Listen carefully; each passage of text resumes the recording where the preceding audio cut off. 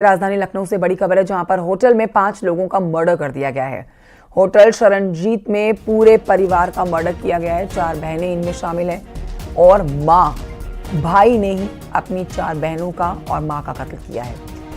बेटे पर मां और बहनों का कत्ल का आरोप है, हत्या का आरोप है। पुलिस ने आरोपी बेटे को गिरफ्तार कर लिया है। पारिवारिक कलह में हत्या की आशंका जताई जा रही है। आगरा का रहने वाला था ये पूरा परिवार। आरोपी अरशद ब्लेड से अपनी मां और अपनी बहनों को मौत के घाट उतारता है।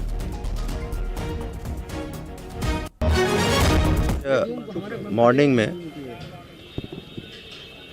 ये सूचना मिली कि इस होटल में एक कमरे में 5 लोगों की डेड बॉडी पड़ी है और तत्काल थाना प्रभारी एवं अन्य पुलिस बल मौके पर पहुंचकर जो है छानबीन उन्होंने प्रारंभ कर दी।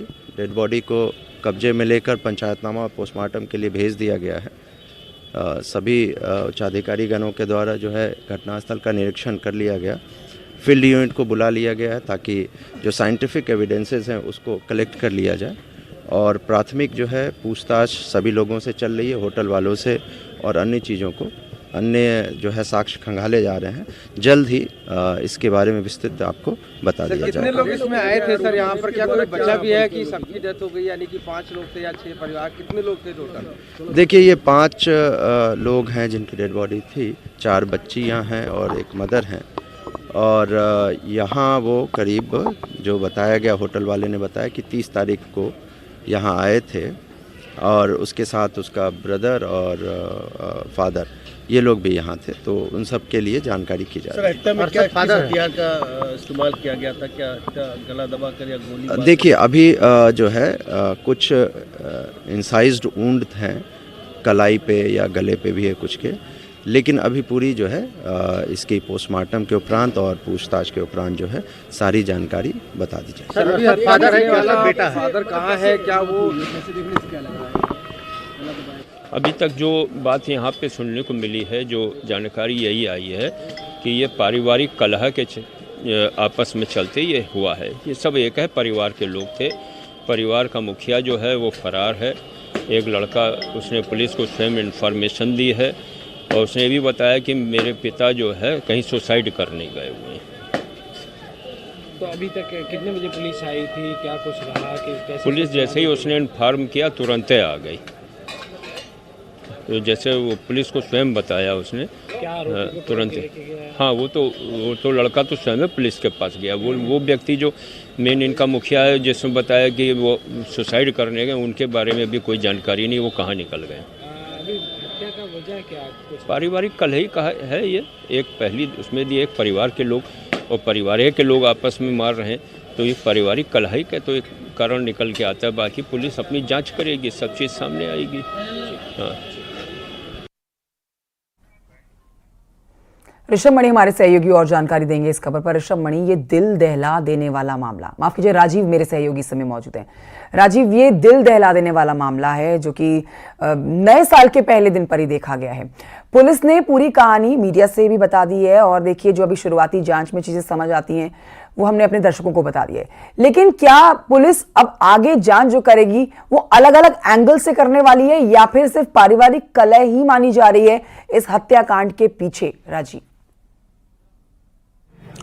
देखिए, जैसा कि न्यूज 18 ने आपको ये खबर सबसे पहले दिखाई और बताया और जो सवाल खड़ा कर रहा था कि आखिर ये कैसे संभव था कि एक 24 साल का शख्स अरशद ने ही पूरे हत्याकांड को अंजाम दिया है। लेकिन अब से कुछ देर पहले जो ऑफिसर मौके पर मौजूद थे, उन्होंने इस बात की पुष्टि की है कि 5 लोगों की हत्या की गई है। 2 लोग मौके पर मौजूद थे। जो मुख्य अभियुक्त है हत्या का, उसको अभी फरार बताया जा रहा है। ये परिवार का मुखिया है, इसी ने पूरे 5 लोगों की हत्या की है, जिसकी सूचना अरशद नाम का जो कि उसका बेटा है उसने पुलिस को दी थी। अरशद की सूचना पर पुलिस पर मौके पर पहुंची थी, लेकिन फिलहाल पुलिस ने अरशद को हिरासत में लिया है। अरशद के मुताबिक इस पूरे हत्याकांड को पारिवारिक कलह के कारण अंजाम दिया गया है। उसके बाद उसके पिता खुद सुसाइड करने के लिए कहीं निकल चुके हैं। अब पुलिस की टीम जो है उसके पिता को पकड़ने का प्रयास कर रही है और कोशिश कर रही है कि उसको पकड़कर ये पता लगाया जाए कि आखिर इस हत्याकांड को किस तरह से अंजाम दिया गया। आप देख सकते हैं कि इस वक्त मैं वहीं पर खड़ा हूं। ये वही कमरा है जहां पर ये परिवार बीते 30 तारीख तारीख को आकर आगरा से आकर यहाँ पर रुका हुआ था। अब तक जो सूचना मिल रही है वो ट्रेन के जरिए ही चारबाग स्टेशन पहुंचे थे। अपनी पूरी फैमिली के साथ यहाँ पर वो लखनऊ घुमाने के बहाने लाए हुए थे और कल जब न्यू ईयर का जश्न मनाया जा रहा था तो उसी के बाद एक एक करके पहले अपनी पत्नी और फिर बेटियों की हत्या को अंजाम दिया। इस दौरान बेटे ने किसी तरह बचकर पुलिस को ये सूचना दी कि यहाँ पर 5 लोगों की हत्या की गई है, जिसके बाद नाका पुलिस मौके पर पहुंचती है। वो बेटे से पूछताछ करती है और फिर बेटे को हिरासत में लेकर जाती है। इस दौरान जो अब तक सूचना सामने आई है, जो अरशद नाम का शख्स है वो बताता है कि हमारे पिता ने इस पूरे हत्याकांड को अंजाम दिया है।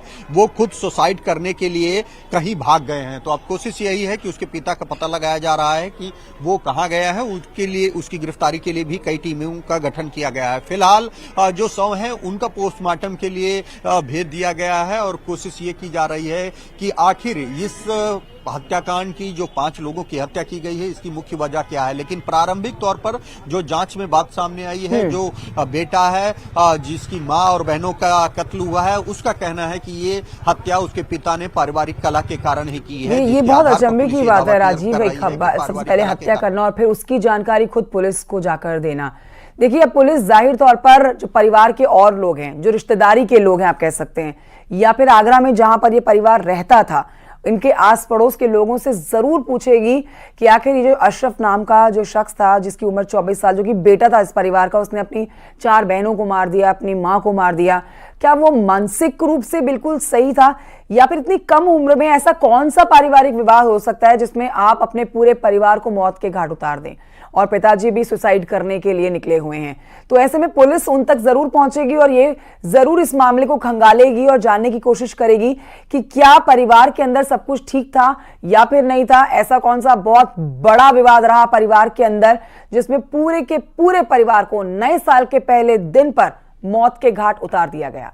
राजीव,